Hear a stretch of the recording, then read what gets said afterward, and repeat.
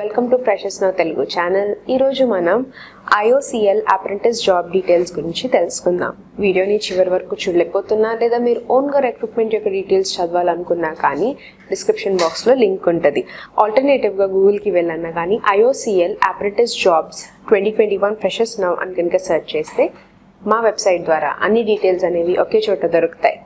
Telegram యాప్లో freshers now Telugu అని search చేసి 6000+ సబ్స్క్రైబర్స్ని జాయిన్ అయిపోండి.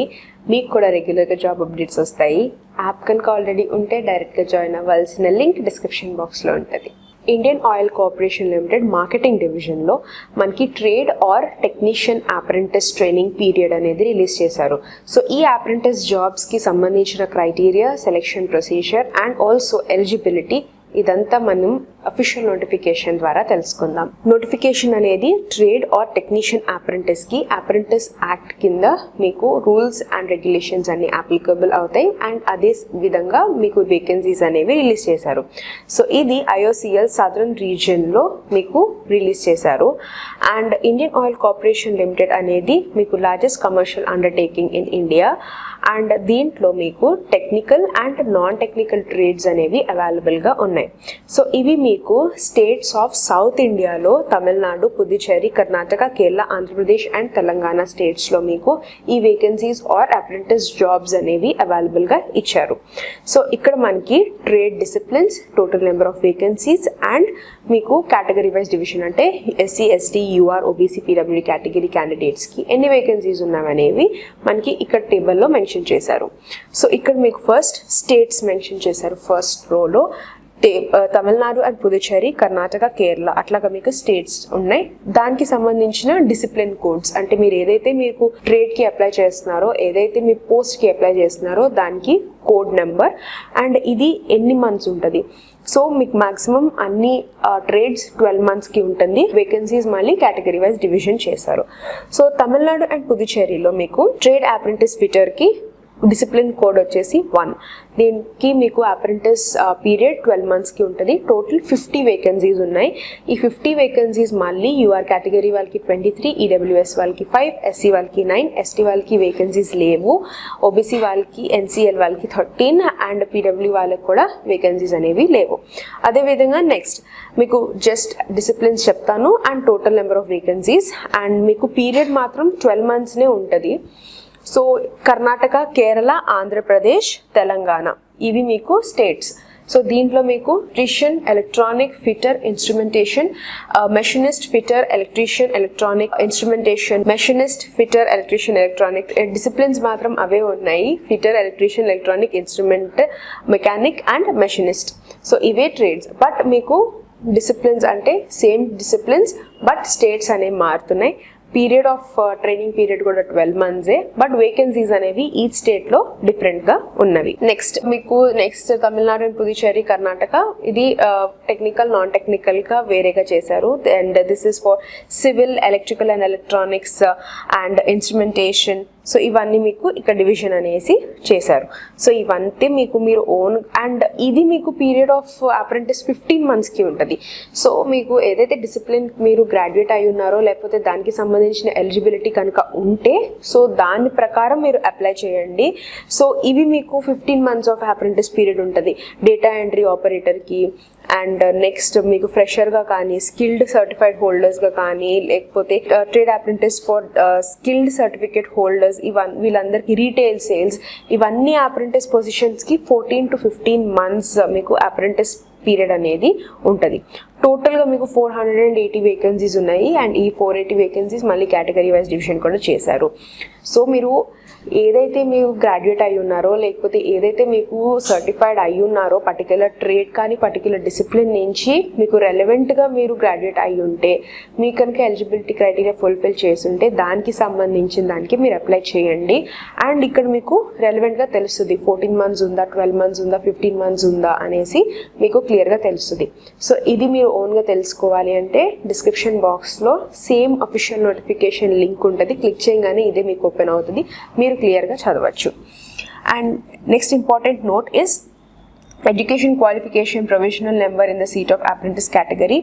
మీకు ఈ రిజర్వేషన్ అనేది as per the government of India రూల్స్కి ప్రకారంగా అండ్ ఆల్సో స్టేట్ వైజ్ రూల్స్కి ప్రకారంగా అప్లికబుల్ అవుతాయి.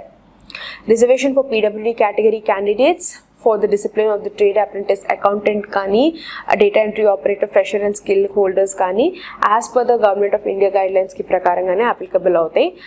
One more thing, PWD candidates are not eligible to apply for the discipline codes 1 to 55. So PWD candidates, please note that last column లో మీకు PWD category candidates కి ఇచ్చారు, discipline codes ఇక్కడ mention చేశారని చెప్పాను. సో 1 to 55 codes ఏదైతే ఉన్నాయో ఆ అన్ని disciplines కి not eligible to apply. And disability candidates మీకు అన్ని గవర్నమెంట్ ఆఫ్ ఇండియా గైడ్లైన్స్ ప్రకారంగానే అప్లికబుల్ అవుతాయి. అండ్ దాంట్లో ఒకటి ఇంపార్టెంట్ నోట్ ఏంటంటే 40% ఆర్ అబవ్ ఉన్న డిసేబిలిటీని కన్సిడరేషన్లోకి తీసుకుంటారు. And next, candidates are required to submit disability certificate and అది కూడా ఆథరైజ్డ్ అయ్యి ఉండాలి. నెక్స్ట్ డీటెయిల్స్, మీకు ఏమి డిసిప్లిన్స్ ఉన్నవి అండర్ ద పీడబ్ల్యూడీ కేటగిరీ అనేసి ఇక్కడ మెన్షన్ చేశారు. లైక్ లో vision, blindness, hard of hearing, అట్లాగా మీకు డిసేబిలిటీ కండిషన్స్ అండ్ ఆల్సో దాంట్లో మీకు 40% ఆర్ అబవ్ డిసేబిలిటీ ఉంటేనే మీకు రిజర్వేషన్ అనేది అప్లికబుల్ అవుతుంది. సో ఈ అన్ని పోస్టులకి మీకు స్టైఫండ్ అనేది ప్రొవైడ్ చేస్తున్నారు. రేట్ ఆఫ్ స్టైఫండ్ అనేది మీకు అప్రెంటిస్ యాక్ట్ ద్వారా ఇస్తున్నారు అండ్ ఇది మీకు టైం టు టైం చేంజ్ అవ్వచ్చు. సో అందుకే ఇంత ఫిక్స్డ్ అమౌంట్ అనేసి మెన్షన్ చేయాల. నోటిఫికేషన్లో కూడా మీకు క్లియర్గా మెన్షన్ చేసింది అప్రెంటిస్ రూల్స్ ప్రకారంగా అమెండ్ అవుతాయి time to time.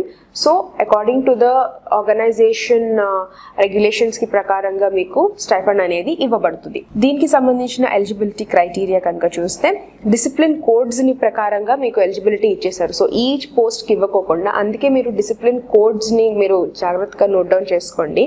So discipline code ఏదైతే ఉన్నాయో ఇక్కడ 1, 6, 11 or 16, 21, సో ఇవన్నీ కి ట్రేడ్ అప్రెంటిస్ ఫిట్టర్ పొజిషన్కి మీకు 2 years ITI ఫిట్టర్ కోర్స్ చేసి ఉండాలి. నెక్స్ట్ డిసిప్లిన్ కోడ్ 2, 7, 12, 17, 22 ఇవన్నిటికీ మీరు ట్రేడ్ అప్రెంటిస్ ఎలక్ట్రీషియన్ పొజిషన్కి మీరు కూడా ITI ఎలక్ట్రీషియన్ చేసి ఉండాలి. సో ఇందాక చెప్పిన విధానంగా మీరు ఏదైతే కోర్స్కి ఆర్ అప్రెంటిస్ పొజిషన్కి అప్లై చేస్తున్నారో దానికి రెలవెంట్గా మీరు సర్టిఫైడ్ అయ్యి ఉండాలి. రికగ్నైజ్గా గ్రాడ్యుయేట్ కానీ ఇట్లా ITI ఫుల్ టైమ్ సర్టిఫికేట్ అనేది మీకు ఉండాలి ఆ పర్టికులర్ ట్రేడ్ ఆర్ డిసిప్లిన్లో నుంచి.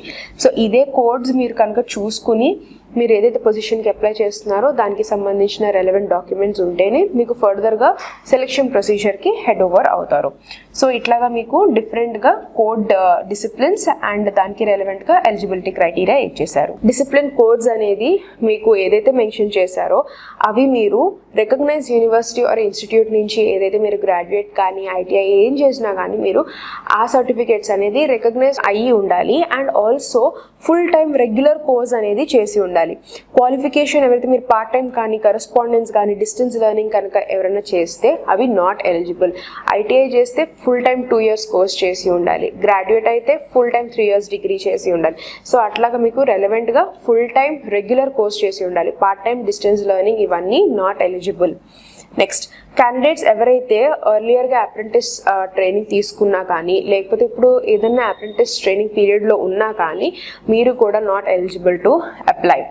And as amended from time to time job experience for a period of 1 year or more ఉన్నా కానీ you are not eligible to apply. So job experience కూడా మీకు 1 or plus years ఉన్నా కానీ please don't apply. And applicants మీరు ఒకవేళ completed 3 years after the acquiring prescribed qualification and all కనుక ఉంటే diploma in engineering in relevant డిసిప్లిన్స్లో ఉన్నా కానీ you are not eligible to apply. So ఇక్కడ మెన్షన్ చేసిన ITI కనుక మెన్షన్ చేస్తే ఆ ITI నుంచి మీరు కనుక సర్టిఫైడ్ అయ్యి ఉంటేనే you are eligible to apply. లేదా వేరే వేరే డిప్లొమా చేశాను రెలవెంట్గా ఉన్నా కానీ డిప్లొమా ఇన్ రెలవెంట్ ఫీల్డ్స్లో ఉన్నా కానీ ఇక్కడ క్లియర్గా మెన్షన్ చేశారు నాట్ ఎలిజిబుల్ అనేసి for this technician apprentice. Next important note, ఒకవేళ మీరు డిక్లరేషన్ ఆఫ్ రిజల్ట్స్ మీద లేదా మీ మార్క్ షీట్స్ మీద మీరు డిక్లరేషన్ అనేది మీకు కనుక మెన్షన్ చేయకపోతే మీరు సపరేట్గా ఇంకో సర్టిఫికేట్ సబ్మిట్ చేయాలి. ఆ సర్టిఫికేట్ మీకు డేట్ ఆఫ్ పబ్లికేషన్ ప్రిన్సిపల్ దగ్గర నుంచి మీరు సర్టిఫైడ్ అయ్యుండి అప్లికేషన్ ఫామ్తో పాటు మీరు సబ్మిట్ చేయాలి. ఒకవేళ మీ మార్క్ షీట్ కనుక డేట్ ఆఫ్ డిక్లరేషన్ కనుక మెన్షన్ చేయకపోతే అప్పుడు మీరు అడిషనల్గా ఆ సర్టిఫికేట్ అనేది సబ్మిట్ చేయాలి.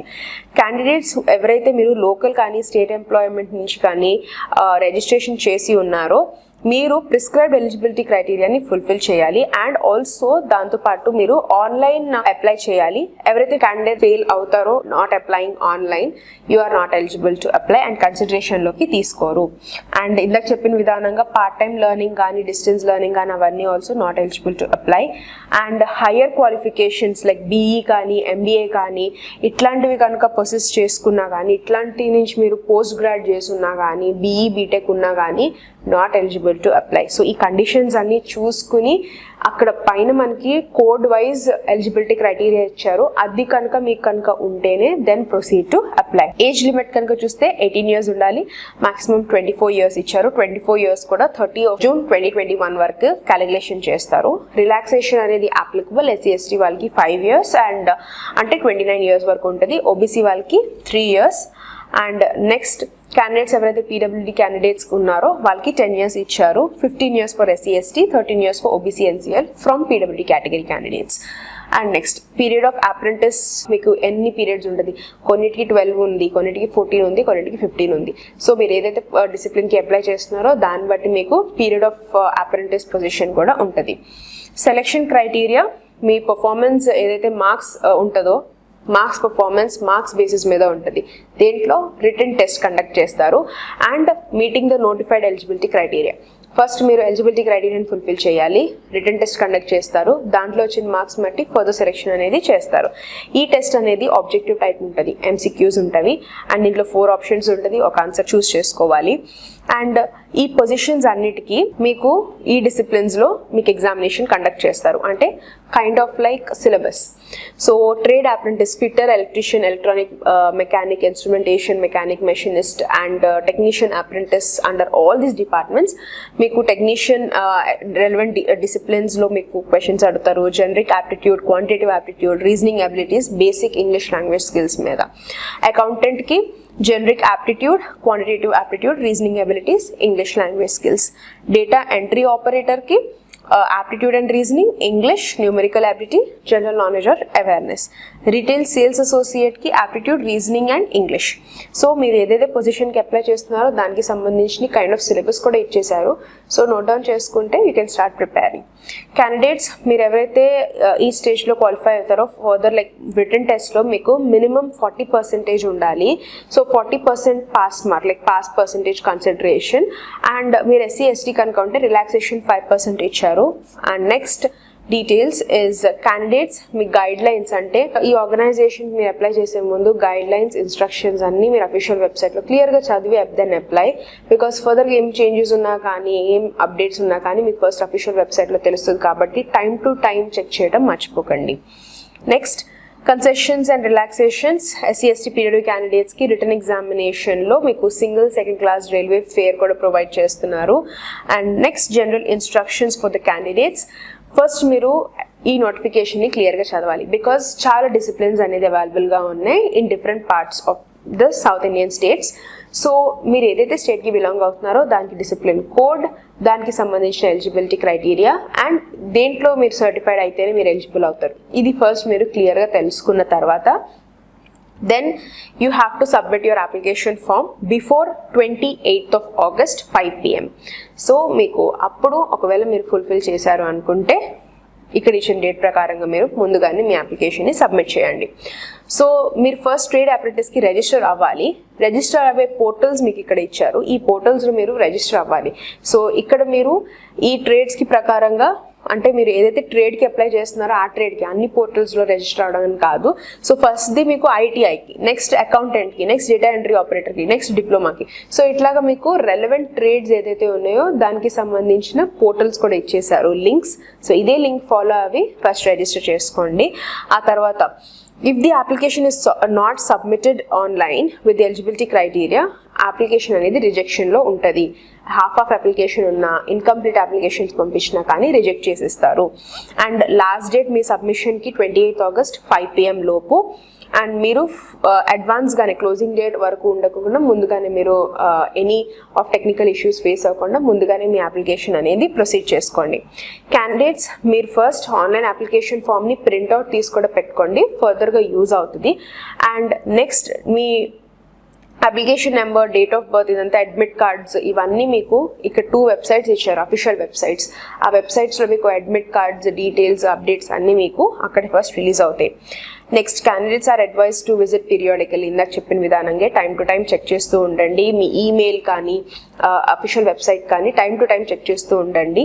And next detail is candidates have to apply in only 1 discipline 1 code only. ఒక డిసిప్లిన్ కోడ్కి మీరు అప్లై చేయాలి. అండ్ ఒకవేళ మీరు 1 code కనుక ఎక్కువ కనుక మీరు అప్లై చేస్తుండే, మీకు సర్టిఫైడ్ అయి ఉన్నా కానీ మీరు కనుక 1 code ఆర్ 1 discipline కన్నా ఎక్కువ అప్లై చేస్తున్నా కానీ అది కన్సిడరేషన్లోకి తీసుకోరు, అప్లికేషనే మొత్తానికి రిజెక్ట్ అవుతుంది. నెక్స్ట్ మీకు కనుక సిజిపిఏ, ఓజిపిఏ ఆర్ లెటర్ గ్రేడ్స్ కనుక అవార్డ్ చేస్తుంటే యూఆర్ ఐటీఐ కానీ డిగ్రీ కానీ డిప్లొమా కానీ ఇంజనీరింగ్ ఎగ్జామినేషన్స్లో అది అగ్రిగేట్గా మీరు పర్సంటేజ్లోకి కన్వర్ట్ చేసుకోవాలి. and then you have to fill in the online application forms. Next details మీకు relevant గా medically fit ఉండాలి and verification certificates, testimonials అన్ని మీరు తీసుకువెళ్ళాలి at the final round, and decision of the management అనేది ఫైనల్ ఉంటుంది. So next details, application registration అనేది incomplete ఉన్నా కానీ నాట్ ఎలిజిబుల్ ఇందాక చెప్పిన విధానంగా, అండ్ సెలెక్షన్ అనేది రిటర్న్ ఎగ్జామినేషన్ ద్వారా ఫర్దర్ గా సెలెక్షన్ ప్రొసీజర్ కంటిన్యూ చేస్తారు.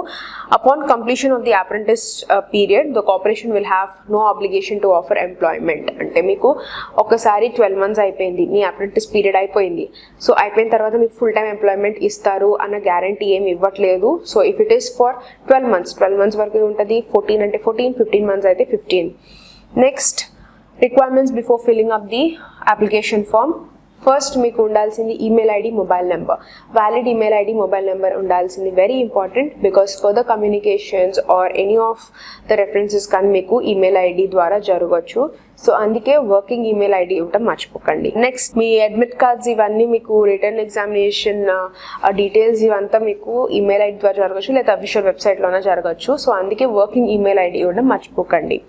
సో మీరు ఎట్లా అప్లై చేయాలి, ఆన్లైన్లో అఫీషియల్ వెబ్సైట్కి వెళ్ళి కెరియర్స్ అన్న సెక్షన్కి వెళ్తే లేటెస్ట్ జాబ్ ఓపెనింగ్స్లో ఎంగేజ్మెంట్ ఆఫ్ ట్రేడ్ అప్రెంటిస్ అన్న మీకు టైటిల్ కనిపిస్తుంది. అది చూడంగానే మీకు మీ అప్లికేషన్ అనేది మీరు స్టార్ట్ చేయొచ్చు, స్టార్ట్ అప్లయింగ్. అండ్ అప్లై చేసిన తర్వాత రెలవెంట్గా డాక్యుమెంట్స్ అప్లోడ్ చేయాలి. ఏ డాక్యుమెంట్స్ అప్లోడ్ చేయాలి, ఏవి స్కాన్ చేసి రెడీగా పెట్టుకోవాలి అనేసి కూడా ఇక్కడ లిస్ట్ ఇచ్చారు.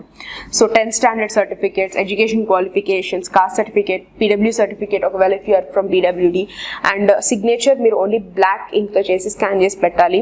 Recent passport size colour photographs. Cut off dates కనుక చూసుకుంటే మీకు 30 June 2021 కట్ ఆఫ్ ఇచ్చారు. అండ్ అదర్ రిక్వైర్మెంట్స్ మీకు ఆధార్ కార్డ్, పాన్ కార్డ్, ఇవన్నీ ఐడి ప్రూఫ్స్ ఏదైతే ఉంటావో అవి కూడా మీరు రెడీ చేసుకొని పెట్టుకోండి. సో ఎట్లా అప్లై చేయాలి, ఆన్లైన్ ద్వారా ఇందాక చెప్పిన విధానంగా ఆన్లైన్ ద్వారా మీ అప్లికేషన్స్ అనేసి ఫిల్ చేసి రెలవెంట్ డాక్యుమెంట్స్ అటాచ్ చేసి then you have to submit. Applications ఏదైతే ఇన్కంప్లీట్ ఉన్నాయో, లేకపోతే సెల్ఫ్ అటెస్టెడ్ కాపీ సర్టిఫికేట్స్ ప్రాపర్గా లేవో, ఇవన్నీ కనుక సరిగ్గా లేకపోతే, ఇచ్చిన ఫార్మాట్ ప్రకారంగా లేకపోతే మీ అప్లికేషన్స్ అనేవి రిజెక్ట్ చేస్తారు. Verification of the documents. So candidates ఎవరైతే రిటర్న్ టెస్ట్లో క్వాలిఫై అవుతారో ఆ తర్వాత వెరిఫికేషన్ ఆఫ్ ద డాక్యుమెంట్స్ అనేది జరుగుతుంది. సో ఏదైతే డాక్యుమెంట్స్ మీరు అప్లోడ్ చేస్తున్నారో అవే డాక్యుమెంట్స్, ఒరిజినల్ డాక్యుమెంట్స్ అనేది మీరు తీసుకువెళ్ళాలి. అండ్ ఫాలోయింగ్ ఒరిజినల్ డాక్యుమెంట్స్ తర్వాతే మీకు ఫర్దర్గా మీకు అప్రెంటిస్ పొజిషన్ అనేసి ఇస్తారు. సో ఇక్కడ మళ్ళీ మీకు క్లియర్గా మెన్షన్ చేశారు ఏ documents, original documents తీసుకువెళ్ళాలనేది.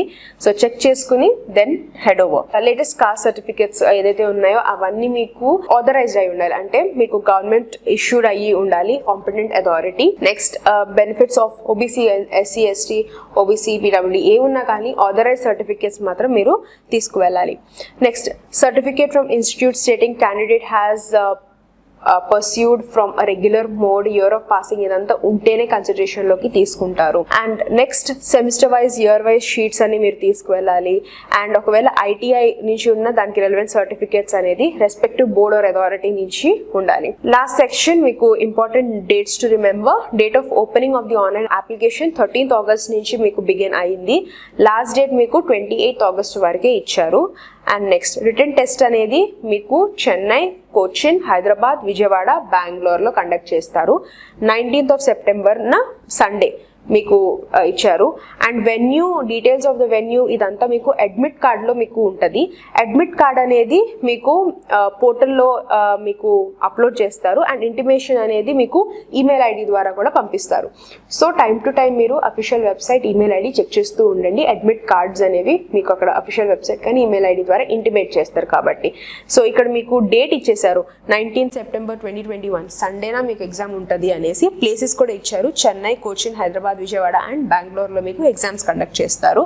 And tentative date for the qualified candidates verification మీకు 27th of September ఇచ్చారు. And please note any change in the written examination కానీ సిటీ కానీ మీకు ఏం చేంజెస్ ఉన్న రిటర్న్ ఎగ్జామినేషన్లో చేంజెస్ అన్ని ఫస్ట్ అఫీషియల్ వెబ్సైట్లో మీకు రిలీజ్ చేస్తారు. అండ్ చెక్ లిస్ట్, మీరు డాక్యుమెంట్స్ అప్లోడ్ చేసేటప్పుడు చెక్ లిస్ట్ మీకు ఇక్కడ మళ్ళీ క్లియర్గా డాక్యుమెంట్స్ ఇచ్చారు. సో చెక్ చేసి then proceed to apply. And ఇంకేమైనా డౌట్స్ లేదా క్లారిఫికేషన్స్ కనుక ఉంటే కామెంట్ సెక్షన్లో కామెంట్ చేయండి. సేమ్ నోటిఫికేషన్ లింక్ డిస్క్రిప్షన్ బాక్స్లో ఉంటుంది.